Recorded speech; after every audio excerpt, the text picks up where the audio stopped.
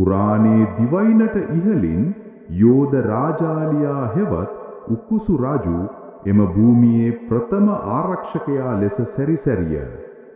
ඈත මුහුදේ සිට කළු කුණාටුවක් දිවයින දෙසට පෙමිනෙන භයානක තර්ජනයක රහස් ගෙන ආවේය.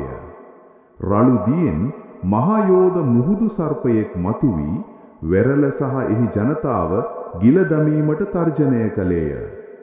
අහසම කම්පා කළ සටනකදී ආරක්ෂකයා සහ යක්ෂයා ගැටෙන විට අකුණු සැර වැදී ගියේය.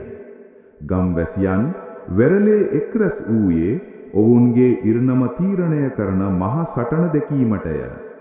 අවසාන බල පහරකින් උකුස්සා සර්පයාට පහර දී එය ගැඹුරු දියඹට ගිල්වා දැමීය. සංසුන් බව යලි ඇති වූ විට අහසේ ආරක්ෂකයා සදාකාලිකවම ඔවුන් දෙස බලා සිටින බව දැන ජනතාව උකුස්සාට ගෞරව කළහා.